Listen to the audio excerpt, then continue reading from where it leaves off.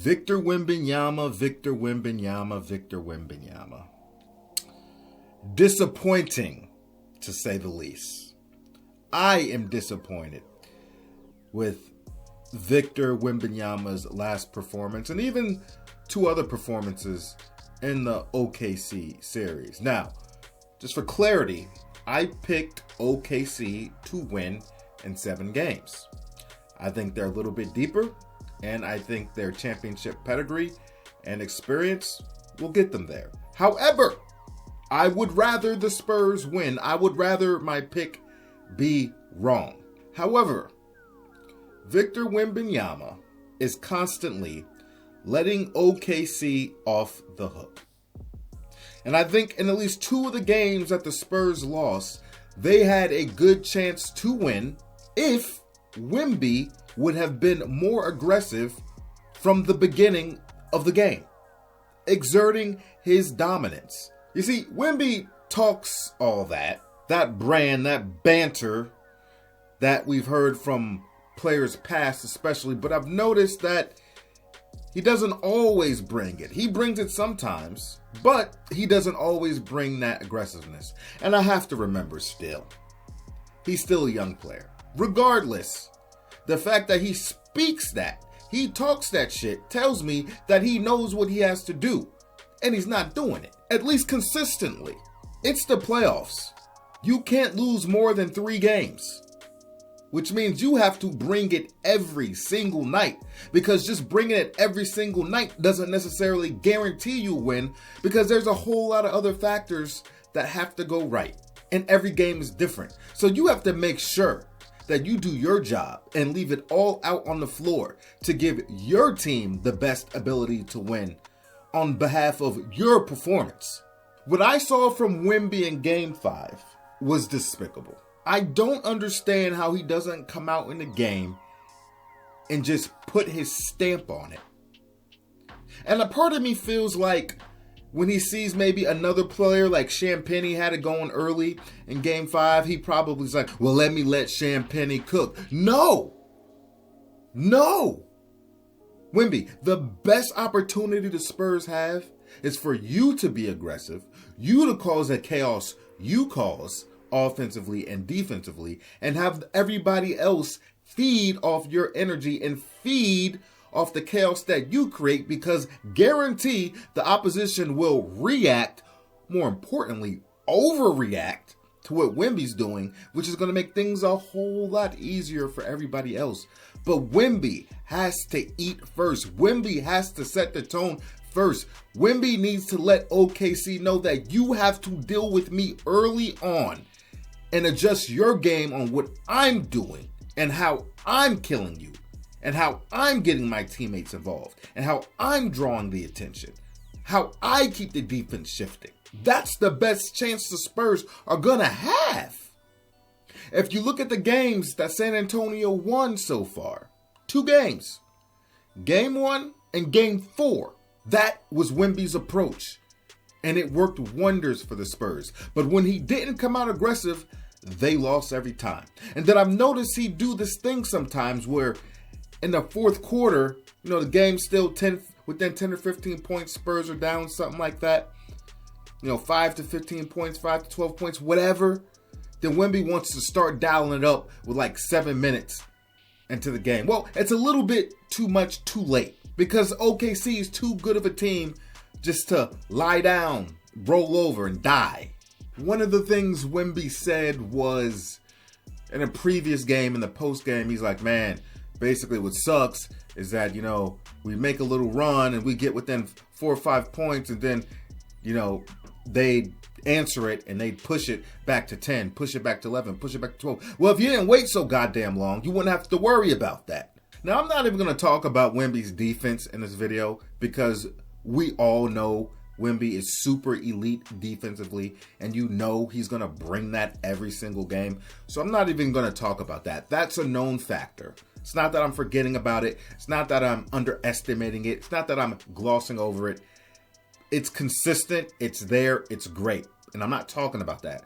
I'm talking about impacting the game offensively. Because with his defense and his assertiveness and aggressiveness, offensively, then you can truly demoralize a team. Make it difficult for them. Game 5. Victor Wembanyama. I'm watching it. And I'm like, get your big ass in the paint. Get in the paint. Please. I'm begging you, get in the paint. Create havoc. Create chaos. When you look at the 2 games he won, he was dominant in the paint near the basket. Do you understand? By you being in the paint and getting that ball in the paint, that defense is going to collapse entirely. Entirely. But instead, I see Wemby getting pushed off the block by everybody. Not just the bigs on OKC, but the guards on OKC. There is no way some of these players can be pushing Wemby off the block. And it's not just getting pushed off the block. It's that Wemby's not even resisting it. He's not even jostling for position, fighting for position. He'll try to walk in the paint. He'll get met with some light resistance, a forearm, a hand, whatever. And then he'll just take it and then back up a couple feet. Or then back up all the way out to the 3-point line. Or just stand outside the box like this. It's like, dude, what are you doing? Fight for position. Move your puppies. Move your pivot foot. Spin into the paint. Roll into the paint. Use your body weight. Use your length. I know you can do it because I've seen you do it. So what's going on? Do you not want the contact today? Why are you allowing the defense to dictate where you move on the floor? You see, the 3-pointers and fadeaway jump shots look cute when they're all going in and the broadcasters, saying stuff like Steph Curry. And it's like, it's all cute when it's going in, but don't let the media and the broadcasters big your head up with that stuff, because let's call it what it is. You don't shoot those with accuracy consistently. People remember the highlights and they look good. Those are the things that stick with people. But trust me, I know, and the people that are watching you all season long, we know that's not your strength, and those don't go down as frequent as people like to make it out on the highlight reels. It's nice that you can shoot that, given your size and your abilities.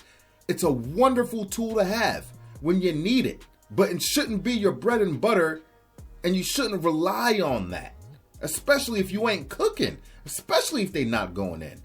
You got to feel the rhythm. I'm watching the game like he's not even fighting for position. He's not even making an assertive effort to get into the paint.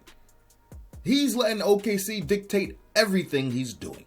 Zero aggression. So many times this game, rebounds are available, and I don't even see Wemby anywhere near the paint. Wemby finished with 6 rebounds. There is no way in hell Wemby should ever get 6 rebounds in a game ever at 7'5". Ever. 6 rebounds? That tells me that you ain't working the block. That tells me you ain't where you need to be. That's not even the worst. In game 3, he had 4 rebounds. Unacceptable. In the 3 games that the Spurs lost, Wemby took the same amount of field goal attempts in each of those games. 15. That's not cutting it. There's no way the best player on the floor on either team should be getting 15 shot attempts. All right? And that is on Wemby to let his teammates know, get me the fucking ball. He needs to put some of that in him. Because I promise you, Michael Jordan, Kobe Bryant, they're going to let them boys know. Get me the fucking ball. Give me the fucking ball. Pointing fingers in their face. Get me the ball. What are you doing? I'm Victor Wembanyama. I'm a 7'5" alien. Get me the fucking ball. There's no way this final buzzer's going off and we lose and I'm sitting here with 15 field goal attempts. No way. I'm demanding the ball. And then you work off me. Game 2, 15 shot attempts. Half of them were 3-pointers. Spurs lose. 2 free throws. 2. In his epic game 1, he had 25 field goal attempts. That's what we need to see from Wemby. And only 3 of them. Only 3 were 3-point attempts. Complete domination closer to the basket. Game 4, another victory. 22 field goal attempts. Only 7 were 3s. And he made close to half of them. Well, That makes sense. But what we've seen in those losses makes absolutely no sense. And like I said, 2 of those games, the Spurs could have definitely won if he would have just been more aggressive. It's not always about making the shots and your aggressiveness, but keeping that pressure on the defense, even if you're not making as much as you would like, is going to be beneficial for your team because it still forces the defense to react because they can't leave you open. It's unreal. I hope somebody's telling him this if he doesn't realize it. I hope his teammates understand this, that it goes through Wemby first from tip-off. Because if he continues to play like this, well then what's the point of having a Victor Wembanyama if he's not going to assert himself? What's the point of having him? At this point, he's just a great defensive player and not contributing much offensively or as much as he could. What's the point of having a full Victor Wembanyama, a 7-foot behemoth? What's the point?